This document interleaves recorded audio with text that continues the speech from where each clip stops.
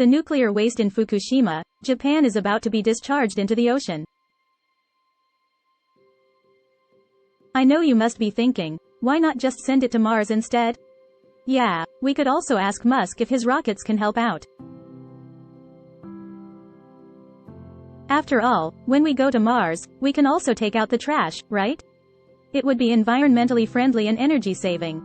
Well, that was just a joke. But this thing is actually true. The International Atomic Energy Agency, IAEA, a UN agency, says that this plan complies with international standards and the environmental impact of releasing the waste is negligible. When I read this news, I couldn't help but laugh. Negligible impact, that sounds like my elementary school math grades. My teacher always said that I just needed to ignore them and I could have a normal life.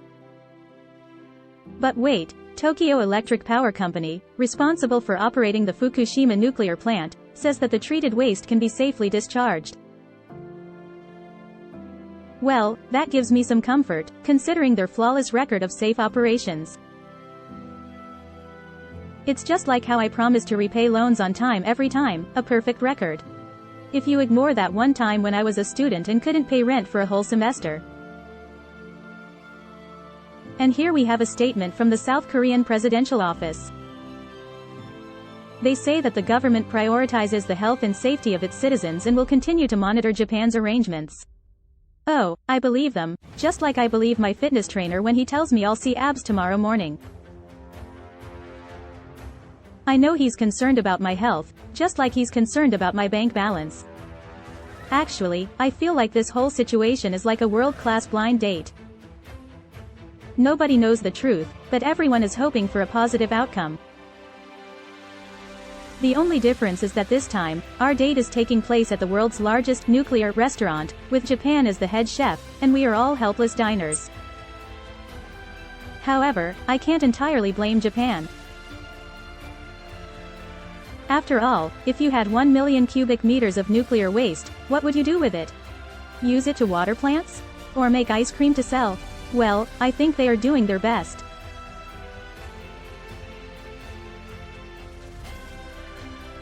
Let's hope that this decision regarding Fukushima, under the supervision of the International Atomic Energy Agency, truly has the minimal impact on the environment as they claim. If not, maybe we can convince Godzilla to consider changing its hometown, as Fukushima would be a very suitable place for it to live.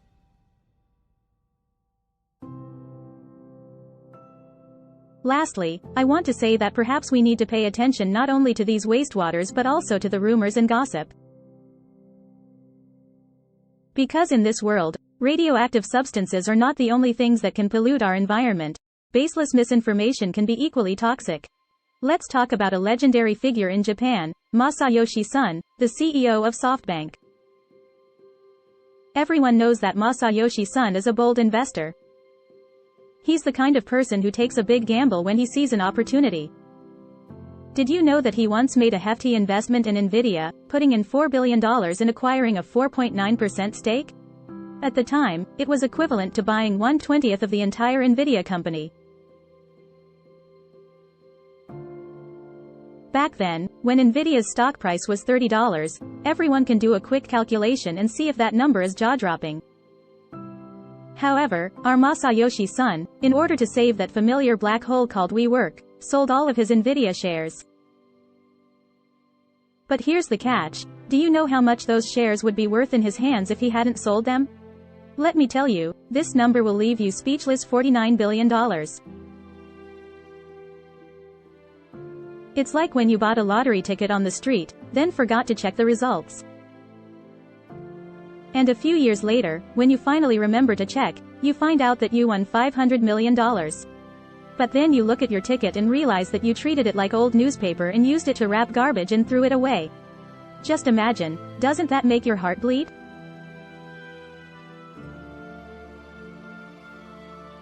Now everyone is talking about generative AI, saying it's the next golden investment opportunity. Analysts claim that this market is hot and will have a global impact. But I want to say to Masayoshi Son, my friend, you better seize this opportunity and not treat it like old newspaper. You are renowned for creating tech industry giants, and we are all looking forward to seeing you reach the pinnacle once again. Of course, you can also consider acquiring our talk show. I guarantee that once you buy it, our viewership will double. The Dutch government announced that starting from January 1, 2024, the use of mobile phones, tablets, and smartwatches will be prohibited for primary and secondary school students in classrooms. Well, yes, they are that strict. Nowadays, kids might say, but how can I interact with my deskmate on WeChat? How can I watch TikTok and cat videos in class? Oh, right, we forgot, they also have those bizarre TikTok challenges to complete. Yes, separating children from their tech devices is like trying to pull a fish out of water. Yes, kids, sorry to break this cruel truth to you, but now you will have to communicate face to face. Did you know that the Dutch Minister of Education, Arie Slob, said, "Phones are intertwined with our lives, but they shouldn't be present in the classroom"? Well, I can imagine Minister Slob's horrified face when seeing a student playing with their phone in class. He might be thinking, no, this won't do, phones are absolutely not allowed in the classroom. They need to focus and study, not watch cat videos on TikTok. I think this is the Dutch version of Black Mirror. Just imagine kids coming home, exhausted, and saying to their parents, "Mom, I didn't stare at a phone screen all day today, I feel like I'm living in the Middle Ages." Parents can only respond, "Well, darling, you're amazing. Keep it up."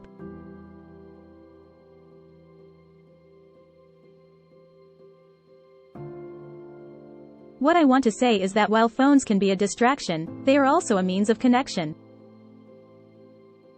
We need to protect students, but we shouldn't completely sever their ties to technology.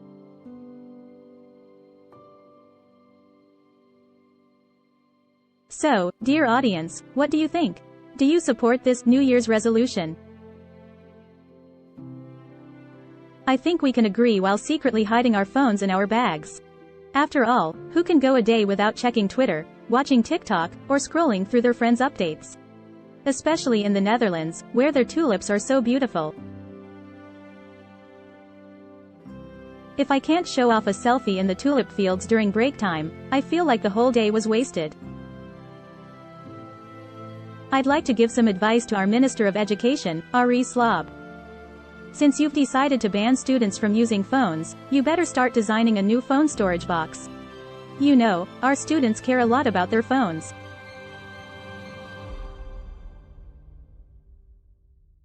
They are their lifelines. The design of the storage box should be trendy, personalized, and have a secure lock. Otherwise, how can you expect them to trust you with their phones? Well, that's it for the jokes about the Netherlands banning smart devices.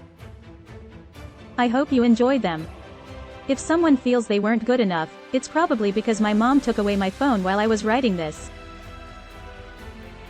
I had to put my heart into crafting this piece, so I hope you understand. After all, I'm also someone who gets distracted by technology.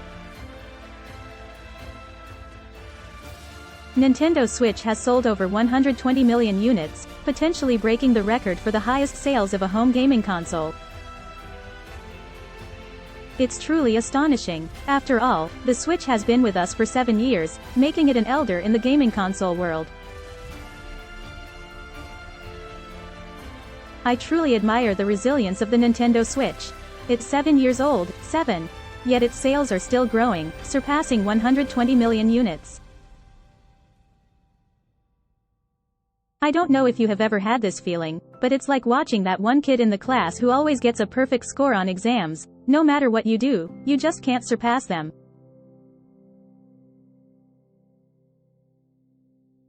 It's unfair. Other game consoles have feelings too, you know.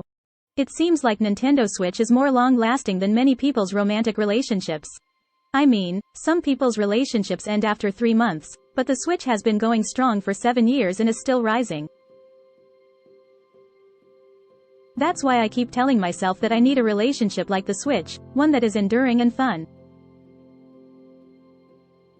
However, while the sales of the Switch are still astonishing, the gaming industry is undergoing dramatic changes.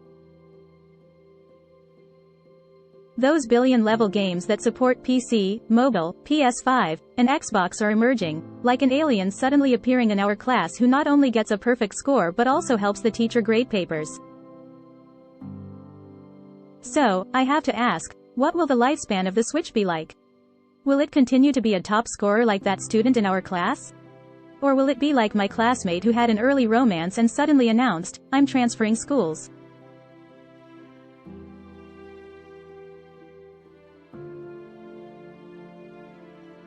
Just when we are speculating about the future of the Switch, it sets a new sales record in June. Domestic sales in Japan increased by 68%, reaching 380,000 units. It's quite remarkable that this gaming console, which has been on the market for 7 years, can still break historical sales records in a single month. This achievement is not only due to the release of new titles like The Legend of Zelda and the popularity of the Mario-themed movie, but also the increasing demand from tourists visiting Japan. Speaking of which, perhaps these foreign visitors find playing the Switch during their travels to be a great way to pass the time.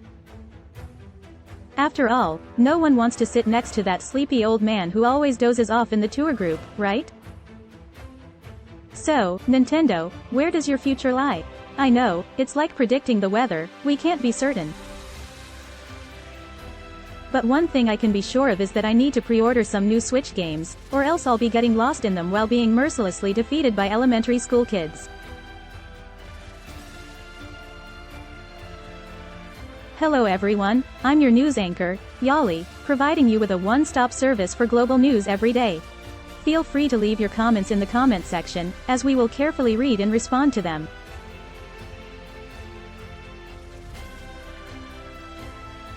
Remember to like, share, and subscribe to our channel. We'll see you in the next episode. Take care everyone.